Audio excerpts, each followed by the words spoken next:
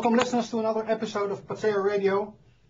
Before I introduce my guest, I have a little bit of sad announcement to make because I heard that yesterday our colleague from Australia, Sandro Bonacci, has been arrested because he was perhaps too critical or too clear about all these accusations. When you've seen his latest videos on his YouTube channel, Mr. Astrotheology, then you probably know what I'm talking about.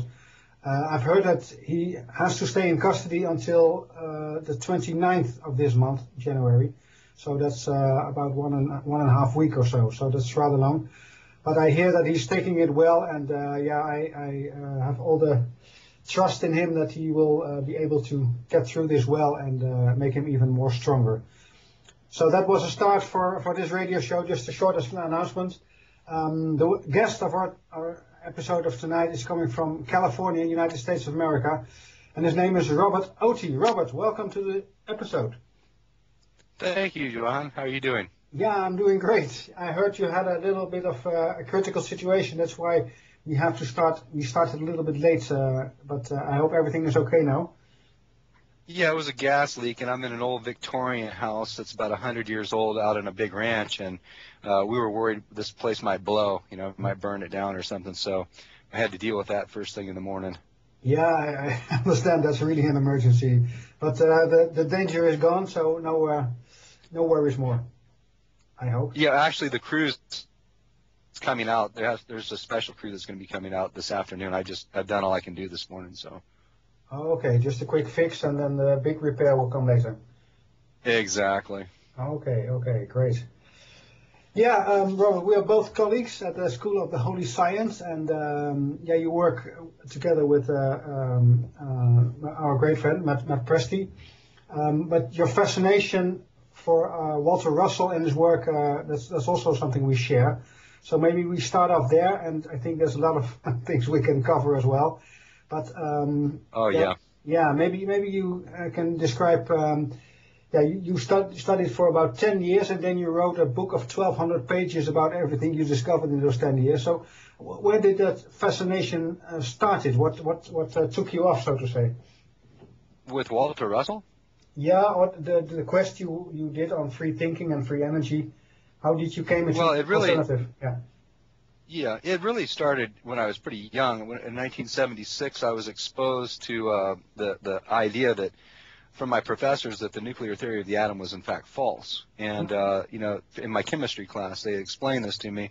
So I'd begun thinking at a very early age that science built on this false nuclear theory of the atom, all the various things built on it will fall if that's false. So it took a long, long time before I actually had a chance to get into some deep information. It was not until about 1992, and I met a guy named Gene Davis, who kind of opened my mind to all the kind of new ideas that are coming forth in these days for the masses regarding religion, regarding the banking systems, people that are controlling the planet, mind control through universities and television, and many of those things. I also had a degree in communication, which from UC San Diego, which is a degree that breaks down all forms of communication and mind control, social engineering, and things like that. So by about 1993, I had met Gene Davis, and he had actually exposed me to Walter Russell's work, but he had not explained that Walter Russell was the author of these ideas. And so it took me another 10 years, just about 10 years or so, to find Walter Russell's work, and I discovered The Secret of Light. And once I had started reading The Secret of Light, I realized that I'd found the very work that Gene Davis had been teaching me.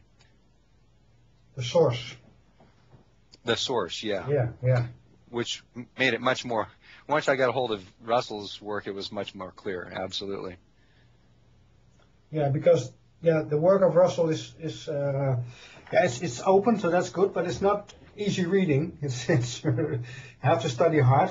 So how did it go with you? Was it clear to you at once, or can you explain how? Well, a lot of things resonated deeply, especially about vortices. I mean, immediately when you start seeing, somebody speaking of vortices and you see it in nature, you know they're on the right track. Yeah. But what I learned from Walter Russell was that through reading all of his works over and over and over, that there were revisions. And what I didn't realize in the beginning was that, ideas in the universal one and even up to the point of the secret of light had all been revised in atomic suicide.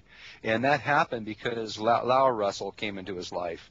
Mm-hmm. And according to the inside story, Walter was not supposed to release the universal one until his soulmate showed up and, brought the female balance to the message. And he released it anyway, and it had somewhat dire consequences because he had wasted all of his money sending it out to the top academicians of the time, even people like Einstein, and he never even got one thank you back. He printed them at his own cost, and they were all sent out, and nobody even got behind him. So it was the balancing effect of his wife, Lau, that brought the amendments and the revisions to his work, because people they had a hard time understanding the way he was communicating it himself. And once Lau came on board and began helping him streamline his message, he was able to present it in a much more clear manner, and he had to revise and amend a lot of the things that he had learned and he'd written earlier due to his academic education that he had to get in order to communicate these ideas to other academicians. Exactly. One of the things I think might be interesting for listeners is the nuclear explosions that happened. You have a very strong view on that. Can you share that with the audience? With the nuclear explosions? Yeah, I think you said somewhere, but I'm not sure that you said that the nuclear explosion never really happened, and that it was something else. Oh, I'm not sure if I don't remember saying that, but we've been talking about that a lot recently because it's been passed around between a lot of us that are in this research. The No More Nuke Lies videos on YouTube. Have you seen these yourself? I've not seen them, but I'm familiar with the subject, so maybe you can elaborate on that. Yeah, it's kind of creepy because, they do show in great detail that these images are faked. A lot of these images that we kind of took for granted back in the 60s and 70s, when they showed them on TV, and it was just a flash, just an image, and that's all. You didn't get to analyze it, But now that they've broken down these images that we were all exposed to, it appears that most of the stuff has been faked, and you have to ask them why. Why would they fake them? Yeah, that's a big question. Yeah. And it's just like the moon landing stuff. It's the same kind of thing. It's like there's tons and tons of information showing all this stuff is faked, and then so why do they keep holding on to this lie? What's the point? Exactly. Yeah, in the case of the moon landing, I have my own thoughts why it was. But what is your thoughts about the nuclear explosion? Why would they fake it? What could be the gain? Oh, to make people live in fear. If the leaders, it reminds me of like, the Aztecs. When Cortez, it showed up in the Central Valley of Mexico to conquer it. At that time, there was a triple alliance that was going on between the Aztecs and the other two city-states that occupied the Central Valley of Mexico. And they had a thing called the Rose Games. And what they had is rose trellises, and they had the ball courts, and what the people in the audiences would all think that it was one kingdom warring against another, yet the leaders were all behind the rose trellises partying together. They were all interbred, and they intermarried. So they put on this front, that we're at war with all these other nations, while the leaders all have the same agenda, and that's controlling their populations through fear. Makes a lot of sense. Yeah, fortunately, those things happened in the past, but no longer in the present. I'm joking. Yeah, right. I'm joking. Yep. Yeah. Exactly. Okay. So, what did you think that happened in Nagasaki and Hiroshima? Was there really an atomic bomb, or was it something else? It's claimed that they were firebombed, but these things I don't know. It's just interesting information. And knowing the way that we're deceived, I think we have to really question everything. We just can't go along with anything that they say anymore because they've lied to us too many times, the powers that be. Yeah, that's for sure. That's for sure. Okay, great. So you came across the books of Walter Russell, and when Lau entered his life, his ideas became more easy to read. Then it took about you in total 10 years, and you wrote a really big manuscript of 1,200 pages. Can you tell me a little bit about that process? Did you knew in advance that it was going to be such a huge project, or you just started and you thought, yeah, let's see where it will lead me to? Well, what I did is I just basically left a trail of all my research for everyone else to follow. My book was an online book, so there's links and, videos and images and all that go to different websites that would, elaborate further and further and further on all the details that I would be debunking, say something like the Big Bang or dark matter or dark energy. I would write a debunking or a synopsis of the debunking and then have, maybe 20 or 30 websites that go way, way deeper into it. So that's the kind of book I wrote. I wrote a research page. A book is a research page that anybody could go to and follow the same trail of investigation that I went through. Wow, that's great, yeah. Yeah, because there's a lot of nonsense items invented by mainstream science, which have totally no raison d'être, as they say in France. No, they don't exist at all. Like you said, dark matter and all kinds of things. So that's great. Those are all based on mathematics. Mm-hmm. So that's what we've really been doing in our work, is debunking the mathematics and showing how all these false ideas about gravity and magnetism, electricity and light, the foundations of their theories are false, and then they go forward and they create math based on a false foundation. And so therefore it's mathematics. It's a math of things that don't even exist. All those things that we were talking about, black holes, big bangs, neutron stars, you can go on and on and on. There's a huge list of things that academics have created which don't even exist. Yeah, exactly. But when I try to explain this to people, they think I'm totally nutcase because I question some very basic things which everybody thinks they are true, like for instance a black hole. So it's not really easy. How does it go with you when you try to explain this to people from the scientific worlds, the academia world? Well, I avoid them like the plague. But okay. All the people that have been brainwashed, all the musicians and artists and the hip people, the free thinkers, the philosophers, all the people that I explain it to get it real quick and easy, because, if you take apart their system, if you pull the rug out from under them, which is the nuclear theory of the atom, and, Newton's inward pulling gravity, or, Einstein's warped space and gravity garbage, if you take these things and you break them down very simply, you can show that these things are absurd. How would a star collapse and become an incredibly dense three-dimensional object that no light can escape from, and it has like the entire mass of our sun in a teaspoon or something? This is the kind of garbage they try to tell you. Well, that's not a hole to begin with. Something like that's impossible because gravity doesn't collapse in on itself. It's stillness. There's no more gravity here or there anywhere else in the universe. I mean, it's an absurdity. Magnetism and gravity are both different forms of the still magnetic light. Amen. Amen. Yeah. Yeah, but somehow the paradigm shift is too big for as you say, brainwashed people, because their status, the status quo in their life, the way they see themselves, their image of themselves is based on that science. So when the science is gone, they think they have no more. They've lost their own value. So they've lost their status plus their paycheck. Exactly. The truth is that these people are making a paycheck for teaching false science. And it's got to come to an end. This false science is nothing but enslave us to the powers that be. Yeah, and the paycheck is good. I know that from experience, but it doesn't bring you anything. So you have to cut yourself loose if you really want to understand how things are working. Exactly. Yeah. Let's talk about free energy for a while, because I've been into that community too, especially in the Netherlands, but also a little bit abroad.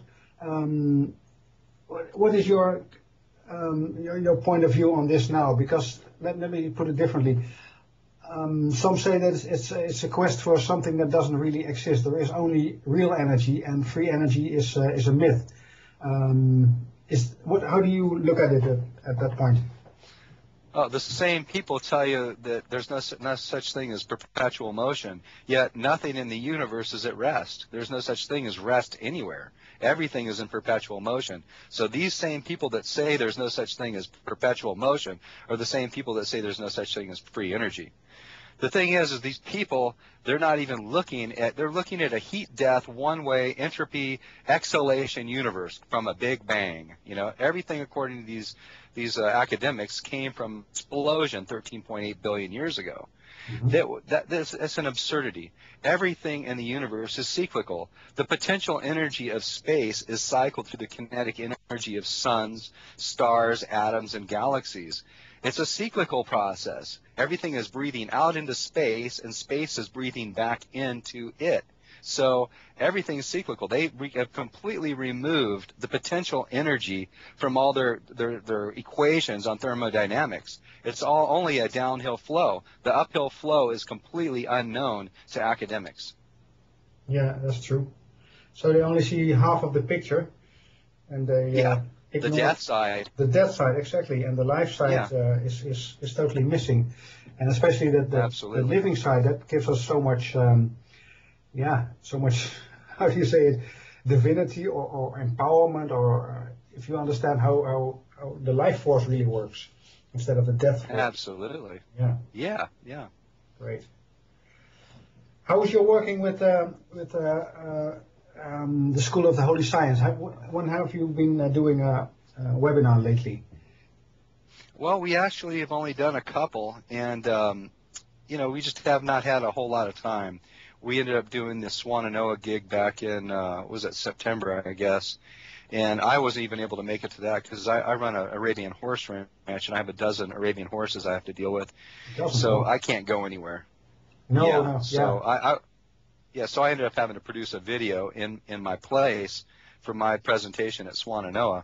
But I think Matt and I were both really exhausted. That was a major amount of work for Matt because Matt really organized it, and he went there and ran the whole event. So we were both really burned out, and we've been both going through a period of really, a time of decentration and rest so that we can come back swinging hard, maybe in February. We're going to start our video production again on the series, The Exploration of Consciousness. It'll be Unit 18 of our work on Russellian science. Whoa. Yeah, you've been really productive together with Matt, so that's really amazing. It is. It's been a real blessing. I mean, if Matt had never come on board, I would have never gotten this message out, a fraction of what it's going out, Yeah, but I've talked to Matt too, and you sort of seem to fulfill the same role for him. So it's very good that the two of you came together and became this productive. Absolutely. And you're quite different persons or individuals, I better say. So you're kind of a strange duo. What is your view on that? Well, yeah, we have very different personalities, but we have so much in common. We come from a shamanic background. We were both, indoctrinated in the church and all that. We both are musicians, so we have a lot in common in that respect, and I've got a lot of work in recording studios. He's doing the same kind of work, doing sound production for big conferences and stuff. So we do have a lot in common. We're just very different personalities. Yeah, and your appearance is different, but let's say the inside is quite similar, but the outside is a little bit different. And that's true. Yeah. And together you also have the website called thesecretoflight.com, because you both have your own website, but you have also combined the website. Exactly. Yeah, that's where we share all of our videos and interviews. Yeah. So I have to put that link also under the announcement because I only put your own website. But yeah, thesecretoflight.com is also, I think, a very important one for people who want to study your work. Yeah, and my excuse me, I'm sorry, I didn't mean to cut you off. I just wanted, before I forgot, I want to just say that my website is under construction now. It's been kind of deconstructed, and we're redoing the whole thing, so it'll be kind of disappointing to anybody that goes to it right now. I'm going to need 2 or 3 weeks more before it's done, so my apologies to anybody that goes to the site right now because it's in a kind of a state of construction, Okay. reconstruction. Yeah, that's a good moment for me to share that our own archive is also under construction. We had some technical difficulties, so it might also take a while before this episode is online. So maybe by the time your website is online again, Robert, the archive is also back online. So That sounds perfect. yeah, maybe it's not too bad at all. Yeah, and the other website, the secretoflight.com, there are a lot of videos and other information where people can really dig into it. Right, and they can also sign up for our newsletter, which we send out every month, and get on our email list, and that way be kept up with the latest, things that are going on, which is a good place to find that information, because a lot of stuff's going on with us and Frank Chester now too. We're actually working with Frank Chester, so we can use that as a conduit to really pump, promote Frank's work as well. Oh, that's great. He's been a guest in my show too, when he talked about the discoveries he made, and it was a fascinating talk too, because I'm also into the platonic solids and their relationship to everything. So that's great that you also teamed up with him. Yeah, he's real close. He's over in San Carlos. He's about an hour and a half from here, so we're able to visit with him and work. He's got a group working at a place called New Form Technology now, and it's all about trying to bring some of these, water technologies and free energy technologies to market. Exactly. Great. Okay, maybe for the listeners, can you give a little bit of explanation on the real subatomic world? So how does it really work at that level? Well, in our academic teaching, we've been taught there are these standalone things called nuclear atoms with protons and neutrons and electrons in different shells, and somehow they bind together and share electrons. I mean, none of this stuff ever made any sense. I mean, it's all really ridiculous. And when Walter Russell explains it, he shows how nature works, and nature is seamless in all of its operations. It's based on electrical waves. Everything in the universe is a condition of pressure, different pressure conditions of light. So the elements, as we call them, are not different substances. They're different pressure conditions of the one thing, the one light of the Creator, which is divided. It's divided into sex conditions through 9 octaves in order to create the illusions of substance and matter, to create what a stage called the 3D cosmic light cinema, a place where we can come as beings and experience like a holodeck. This is like the holodeck of the electric universe, where we as souls can come and experience 3-dimensional lives. Exactly. Yeah, and the concept of an octave is really important in the work of Russell. That means from do to the next do in 7 steps in between. So maybe you can also elaborate a little bit on the role of that natural process of ascending and descending through 7 steps. Right. Yeah. So the process is, it starts in octaves which are beyond our perception. There's 3 octaves of space gases until we finally get to the point where we can perceive things with hydrogen coming into view and going all the way up into the heavier elements. And it is 7 steps per octave. But as you get into the upper octaves, around the 6th and 7th octave, you begin getting isotopes, which are split tones, or it's either prolating or oblating faster or slower than the locking position that it's next to. So there's various ring systems that are very similar to the elements that are next to them. They appear as different elements to us. That's what the isotopes would be. Mm-hmm. So, and it goes all the way up to the 9th octave and repeats itself. It's a circular process. Yeah,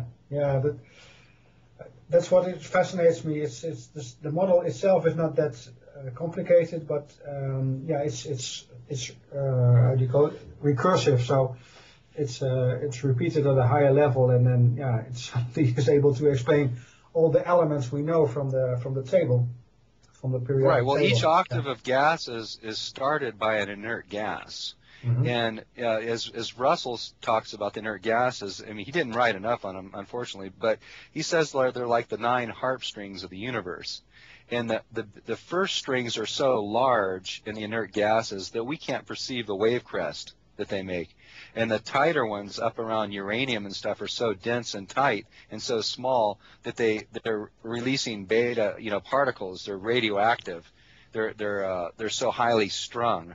So the inert gases determine, the density and the size of the so-called elements. The space gases are imperceptible because they're so large to our perception, whereas, you up into the upper octaves of uranium and stuff, and they're extremely radioactive. Mm-hmm. They're breaking apart. They're wanting to go back to stillness and return again, as from the beginning of the spiral chart. Yeah, so there is stillness at the beginning and at the end, of course, everywhere, but that's also beautiful. It's a kind of infinity at both sides. Right, yeah, the stillness is omnipresent. The Creator's magnetic universe interpenetrates and bounds everything. Like there's a cubic wave field to everything. Every so-called molecular structure or atom has a cubic wave field. So it's centered by the magnetic light, which is gravity, points and shafts of gravity.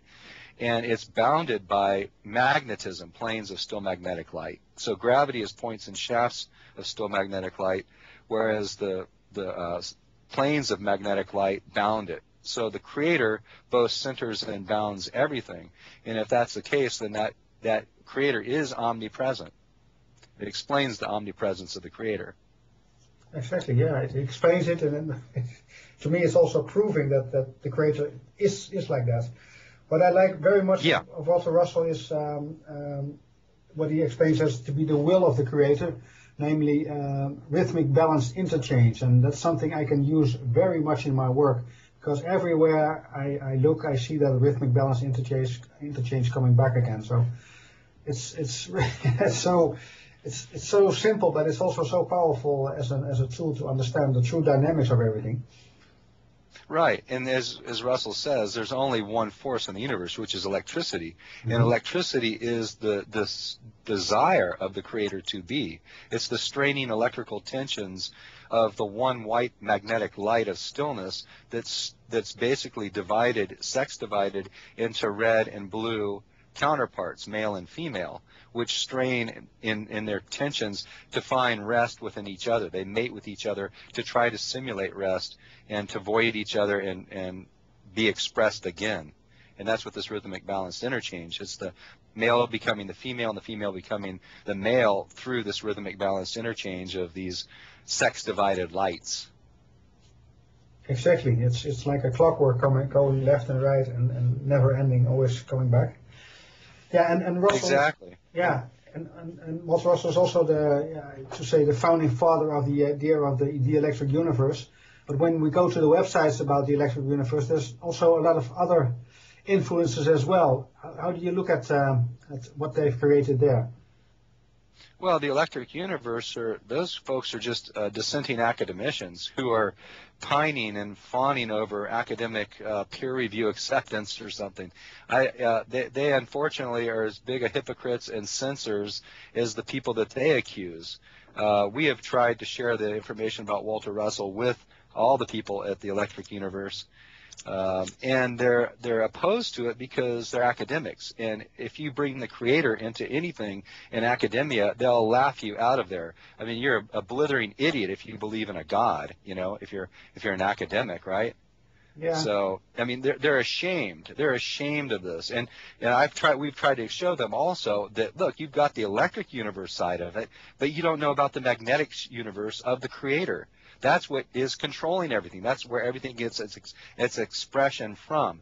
And we've tried to share this with these folks, and they censored us right out of their website. Matt and myself and several other people in the group were actually banned from the Electric Universe YouTube channel because we had asked them to look at Walter Russell's work. Yeah, that's really strange because, all these ideas came from him, so I don't understand why they take this course or so. Either it's their own process or a hidden agenda or something, but there's a lot of egos in this entire science thing. There's an enormous amount of egos when you're dealing with academicians or people that think they have something special that is maybe dissenting information that's not part of the academic agenda. They think they have something special, so they get these massive egos and they can't they can't deal with the truth as it's laid out. I mean, have you heard of Bill Gates with Einstein's Idiots on YouTube? Yeah, that was real fun. I laughed a lot. Okay, you've seen his work then, right? Yeah, I did. Okay, so Bill's got some good ideas. He's absolutely done an excellent job in debunking Einstein and quantum mechanics and string theory. But we tried to share this stuff with Bill Gates, and he's got a theory about light ropes holding all atoms in the universe together, right? Yeah, But he says that Walter Russell is basically some insane guy, that it's like some religion, or, I mean, he cherry-picked quotes out of Walter Russell's work and tried to frame as being like some kind of Scientologist or a crackpot or something without even understanding the actual science, the very science that would have supported his light rope theory.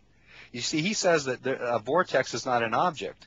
Although we can photograph, we can see a hurricane, we can see a water spout or a whirlpool. Those are things that can be photographed, videoed, drawn. They are objects, and they destroy other objects, like a hurricane, right? But then he says his light ropes, which are invisible to us, are somehow objects in the study of what he calls science. So he's got it all backwards. These egos of people get in the way of seeing that, like, Walter Russell would have basically supported everything that he was saying about his light rope theory. Yeah, but maybe the whole ego thing is directly connected to the world of universities, because there you have to have a big ego in order to become a professor and to make sure that people refer to your work and things like that. So maybe it's all a big ego game. But I fully agree with you, Robert. It's heavily. Yeah. It is heavily encoded in the whole science thing, because, you know, I've had to deal with a lot of critics that attack me, you know, for the work we do on our YouTube channels and stuff, and they're always academics, you know, and you know they're like, hey man, read a science book. You know, they act like we don't understand their position, like we don't know what quantum theory is, or string theory, or nuclear atoms are. They act like we're oblivious to it. And what we're trying to show them is, like, we get your view loud and clear, but it's wrong, it's failed, it's false. Yeah, but it's so difficult. If you're standing on a higher level, it's easy to comment on things that are included in your vision. But if you are standing on a lower level and you want to talk about something you cannot comprehend, that's really it's hard to do. For instance, if you want to explain to somebody that the world is not flat, as people thought not so long ago, and you were explaining about a sphere, and they said, no, you look at this map, it's flat, so read a map, for instance. That would be the same kind of thing. So it's exactly understandable that they're not able to comprehend what you try to explain, but it's also, at least from my point of view, is extremely frustrating, because you really know that they should be able to understand it. Their brains are working normally, but somehow there are programs inside that are blocking their understanding. The brain. Absolutely. Yeah. So, but yeah, questionably, you just try to not get across them. That's also a very good idea. But maybe I'm naive. I'm still trying to do that. I'm now in contact with a very bright student. He's at the top in a kind of some special class of the brightest students of the Netherlands, and they organize lectures once in a while. And somehow they want me to give a lecture too about what I call holy science. And I hope that there will be a lot of bright students and maybe also professors there. So I'm still not trying to evade them like you do, like the black. Yeah. But we'll see what result we'll get. Well, good luck with you. That's all I can say. Yeah. Having been under attack many times, I've got to say I find it pointless for me. You know. Yeah. A good thing for me is I've got a PhD. It's totally. Yeah. See? Yeah. So you're in the game. Yeah. So I abuse that. Yeah. They cannot say read a science book. Yeah. So I'm just, to me it has no meaning at all, but I like to use that a lot to annoy people who want to push me away, but they cannot with the normal arguments. No doubt. That's awesome. Yeah, great. So what are the plans for the near future, apart from doing the video number 18, Robert? I'm just, working away here on the ranch. I've got this big ranch job, and I'm going to I've made enough money this past year that I'm going to start putting into practice some of my stuff here. I'm going to build a solar oven that I've got a design for that's not based on the box and the flaps like you see out there on the market. I think I can produce a solar oven that's going to be really, really affordable and beautiful and highly efficient. So that's where my energy is going to go for the next few months. And also building electric trikes right now. We're on this ranch, I got to cover a lot of ground real quick. So they've got these adult trikes, and I've got one setup right now with a 1,000-watt 48-volt motor and 4 motorcycle batteries. So this thing will rip. I mean, it'll go 30 miles an hour, you know, and I can be from one end of the ranch to the next in a matter of minutes. And it's like a new field that's opening up where people could have electric trikes that actually go long distances, and they can use them. So I'm going to start building those as well. Yeah, the good thing is they hardly make any sound, eh? So it's you're not disturbing nature when you ride across the land. Yeah, or sneaking up on trespassers. You know, you can be very stealthy. You know. Okay, that's what you do too. So tell me about the ranch. I got to guard a ranch as well. You know, I mean, yeah. You know, this is an armed ranch. You know, I mean, there's people that do crazy stuff out in the country. So, yeah, you have to be armed and guard a ranch when you're out in this neck of the woods. So you have 12 Arabian horses, you told earlier? Yeah, actually 11 Arabians and 1 thoroughbred. Okay. And they walk across the big ranch, and then in the night you bring them back into the stable or something? No, most of them actually stay out in a pasture that's about 20 acres, and we only have a couple that stay in the barn. Oh, okay. But the Arabians are real hardy horses. They can handle heat and cold, and they're just tough horses, you know. Yeah, they're the elite under the horses or something. Yeah. Elite class. Yeah, they're real powerful. Real powerful. Just horses. really powerful. Yeah. You know, lots of endurance, go long distances, you know, running. I mean, they're amazing, but they're also very spooky. They can run you over real easy too, you know. Okay. When their mood is not good, or when you did something wrong, or.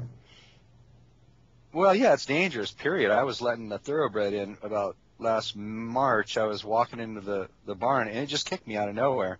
And it kicked me so hard, it knocked me back about 3 or 4 feet, and I landed on my back. And it had kicked me in the pelvis bone with its hoof, you know, its back leg. And I've never been hit that hard in my life. I mean, you know, getting punched by a human is like 1/100th of the kick, you know, the jolt you get from a horse. Yeah, I tried to imagine, but it must have been quite a blow. Whoa. Oh, man, yeah. Yeah. Yeah, good thing that you didn't break anything. You just were pushed away, far away. Actually, I dislocated my hip and knee, and I ended up having to go through 4 months of therapy and prolotherapy. Actually, I ended up having to get injections in my knee to heal my knee. It got so hurt by the accident. Okay. Great. Right. Maybe talk about the world affairs a little bit. We don't have much more minutes, about 5 or something. How is the people in the United States doing? For instance, Obamacare and things like that. What is causing trouble, or what is on the top of the mind of people? I've heard that only 1% of the people have signed up for it. Is that true? That little, yeah. I don't follow it to that close. To be honest with you, Johan, I don't follow anything. I mean, I live on a ranch, and I don't have a TV or anything, and I don't listen to the radio, so I'm clueless about what's going on out in the world. Lucky you, yeah. Better stay that way. But because I have a radio show, I have to follow the news a little bit. I was interviewed 1 week ago by a journalist from a big newspaper in the Netherlands. So I had to study the news a little bit, because he asked me my opinion about things that were going on, and actually I didn't know, so I had to do some homework. But that's okay. Yeah. I intentionally turned everything off. I mean, years and years, about a decade ago, I'd had it. You know, after 9/11, that was to me that was so sickening. You know, the just endless media garbage. I just had to shut it off for once and for all. You knew right then already that it was an inside job? Oh yeah, I'd seen David Icke in Santa Clara 6 months before that, And he had explained the whole thing. He had explained what, that we needed a false flag attack on America to start the plan for a new American century that the neocon Jews and the racketeers that are running this country needed in order to get this country into a full-time war for the next 100 years, as Cheney said, Exactly. Yeah. So I knew 6 months earlier. Oh, great. So when it happened, I knew the sources. I started going to Ike and a whole bunch of other people that were like Ike that were explaining, the racketeering that was going on at the top levels. Yeah. Oh, great. Yeah. I was not really awake at that time, so it took me by surprise. I was still working in a big management consultancy company, and I was part of the mainstream. But fortunately, I woke up some years after that. Yeah. Wonderful. I'm so happy for you, man. Yeah. That's awesome. Yeah. But even more happy for you that you saw immediately what was going on, and you didn't fell for the I didn't buy the lie at all, not even for a second. And I'm so thankful that I got to see David Icke before that. I mean, he's got some pretty wild stuff, with the reptilians and all that, but I don't believe it or disbelieve that stuff. But he's done a lot of very valid research and exposed a lot of the inner workings of the powers that be and how they're running this planet, And my hat goes off to him for that work. Yeah, I fully agree. Also, some elements in his work which do not resonate fully with me, but he's been there so long and he's doing so great a job. So the channeling thing, for instance, doesn't resonate with me at all. No. And I guess apparently he was into channeling or something. So, I mean, I don't, I don't believe or disbelieve a lot of what's said out there. I just take it in as more information and work through it myself. I prove it or disprove it to myself through time. Yeah, me too. And then I send out a newsletter every week in Dutch in the Netherlands. So I have to take stands once in a while. So sometimes I have to correct my views on things. But I have the same distrust of channelings because, if you don't know the source, how can you trust the information, what's been brought to you? So that's not really a way. I really want to understand it. I want to know the truth, and I can only do that by using my own common sense, by logic, or when the facts are shown to me. So otherwise, I will not. I will not like to to believe it. I don't believe at all. Yeah, that's beautiful, and I think that's really the key to all this. It's like you have to have your kind of perception about this and take that attitude towards research. You can't be like an academic who basically just have faith in people. They have faith in people like Einstein and Heisenberg or whoever you want to quote. They have faith in these people, which is the same kind of faith that people have in their religions. And it's almost comical, that they get so upset about religion, religious faith and all this stuff, yet most of what they believe in, you have to have faith in it to believe it because it's not even true to begin with. Exactly. And that's the whole system. But when we stop believing and doing our own research, and all those wrong paths. Yeah, the lies. They will come. Exactly. You put in the lights in the universal stillness, they will be shown the truth. Yes, great. Beautiful. Okay, beautifully said. Yeah, thank you very much for being my guest. Yeah, the next show starts about now, so I think we have to end it right here. Maybe you have a last word you want to share with the audience, or something you want to tell. Anything? I just want to say that we've entered the golden age, and I can feel its abundance, and I just hope everybody, taps into it. Everything is here for us. We can change this world and make it a beautiful place. We don't need aliens. We don't need channelers. We don't need anybody coming to help us. We have all the intelligence and the ability to solve our own problems. We just need for the powers that be and their racketeering and their ugly system of control to get out of the way. And so we all have to wake up and make sure that happens and change this world for the better. Great. Thank you very much for these beautiful last words, Robert. Thank you for being my guest. All the listeners, thank you very much for listening to Pateo Radio, and hopefully you'll come back next week. Bye for now.